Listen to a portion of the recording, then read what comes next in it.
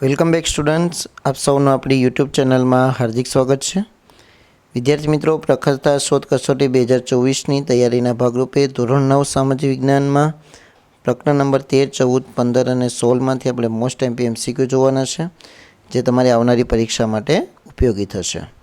તો પહેલો પ્રશ્ન છે, ભારતની પ્રમાણ સમયની રેખા કયા રાજ્યમાંથી પસાર થતી નથી? તો જવાબ આવશે તમિલનાડુ. બીજો છે, ભારતની ઉત્તરે ચીન, ભારતની વાયવ્ય કયો દેશ છે? તો બીજામાં જવાબ આવશે બી, પાકિસ્તાન. ત્રીજો પ્રશ્ન, નીચેના પૈકી કયો દેશ ભારતના ક્ષેત્રફળ સંદર્ભે વધુ વિશાળ છે? તો એમાં તમારો જવાબ શું હશે? ત્રીજાની અંદર એ, કેનેડા. ચોથો પ્રશ્ન, ભારતના પાડોશી દેશોના સંદર્ભે કઈ જોડી અયોગ્ય છે?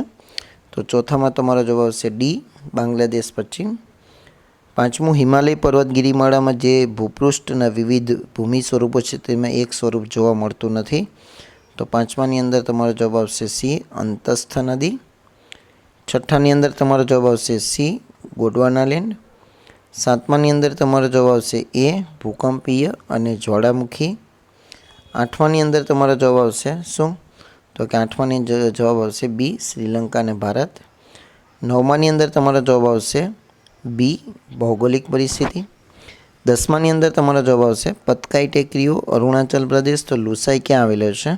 તો દસમાની અંદર તમારો જવાબ આવશે સી, મિઝોરમ. એના પછી 11માની અંદર તમારો જવાબ છે પ્રશ્નનો એ, બી, સી અને એ.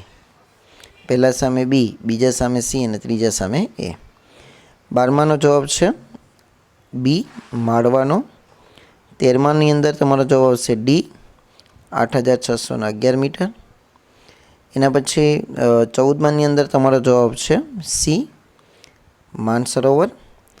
15માનો જવાબ છે કચ્છથી ઓડિશા સુધી મેદાનોની સાંકડી પટ્ટીથી કયો ઉચ્ચ પ્રદેશ ઘેરાયેલો છે? તો 15મામાં જવાબ આવશે એ, દ્વીપકલ્પીય. 16માની અંદર તમારો જવાબ છે ડી, ભાબર. એના પછી છે 17મો. તો 17માની અંદર જવાબ છે એ, મિગ્મા. 18માની અંદર તમારો જવાબ આવશે સી, શિવાલિક પર્વત શ્રેણીઓ. એના પછી 19મો. તો 19માની અંદર તમારો જવાબ છે સી, કોલસો, યુરેનિયમ, થોરિયમ, ખનિજ તેલ અને કુદરતી વાયુ.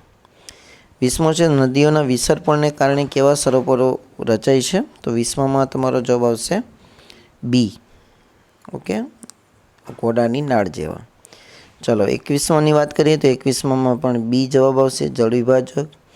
22માની અંદર પણ તમારો જવાબ આવશે સી.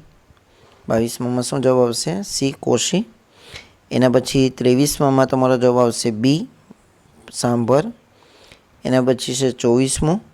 તો 24મામાં જવાબ આવશે એ, યમુના, ઘાઘરા, ગંડક અને કોશી. 25માની અંદર તમારો જવાબ આવશે ડી, એમેઝોન નદી. એના પછી 26મો પ્રશ્ન, એમાં જવાબ આવશે એ. 27મામાં પણ એ. એના પછી 28મો પ્રશ્ન. તો 28મામાં તમારો જવાબ આવશે ડી, ઉત્તરાખંડ. 39મો પ્રશ્ન, બ્રહ્મપુત્ર નદીને ઓળખો. 29મો પ્રશ્ન. તો 29મા પ્રશ્નમાં જવાબ તમારો સી આવશે, દિહાંગ, લોહિત અને કેનોલા. 30માની અંદર વાત કરીએ તો 30મામાં તમારો જવાબ આવશે ડી, પુલિકટ સરોવર, કેરળ. ચાલો એના પછી આગળ વાત કરીએ આપણે 31મો. નદી કિનારે જે શહેરો વિકાસ પામેલા છે તેમાં એકનો સમાવેશ થતો નથી. તો 31મામાં જવાબ આવશે સી, દિલ્હી ને સતલુજ નદી. એના પછી છે 32મો પ્રશ્ન. એમાં તમારો જવાબ આવશે શું? તો કે બી, ઉષ્ણ ઋતુ. એના પછી 33મો પ્રશ્ન. તો 33ની અંદર તમારો જવાબ છે ડી, મોસી નરમ ગણાયનો. 34માં શિયાળામાં ગુજરાત અને રાજસ્થાનમાં ઠંડીનું મોજું ફરી વળવા માટે હિમાલય સંદર્ભે હવામાનની કઈ ઘટના વધુ અસર કરે છે? તો 34માં જવાબ આવશે એ, હિમવર્ષા.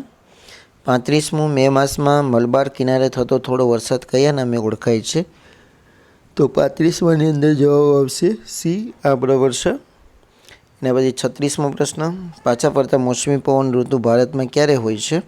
તો 36માની અંદર તમારો જવાબ આવશે બી, કયો આવશે? બી, વસંત ઋતુ, ઓક્ટોબરથી નવેમ્બર. એના પછી આપણે વાત કરીએ 37મો પ્રશ્ન. તો 37માની અંદર પણ ડિસેમ્બરથી ફેબ્રુઆરી શીત ઋતુ, માર્ચથી મે કઈ ઋતુ કહેવાય?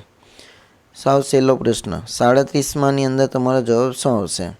ચાલો, તો ઉષ્ણ ઋતુ કહેવાશે એટલા માટે કે દિવસના ગરમી હોય અને રાતના શું હોય છે? ઠંડી. ચાલો, 38મો પ્રશ્ન કહીએ.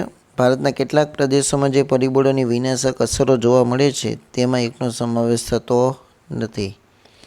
તો 38માની અંદર તમારો જવાબ આવશે સી, મેઘધનુષ્ય.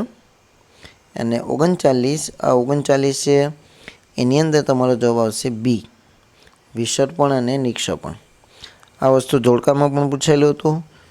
હવે તમને જેટલું આવડે છે એટલું લખવાનું છે, બીજામાંથી જોવાનું નથી. તો આ આશા સાથે હું તમારું પેપર લઈશ કે તમે કોઈને જોતા નહીં હોય. એના પછી તમારે જે આગળના ચેપ્ટરોની પણ ઘણા બાકી છે ચેપ્ટરો, તે આપણે વધુમાં વધુ પ્રયત્ન કરીશું કે ઝડપથી આપણે ચેનલ ઉપર મૂકવાનો પ્રયત્ન કરીએ. તો ફરીવાર મળીશું આપણે નેક્સ્ટ વિડીયોમાં. Thank you very much.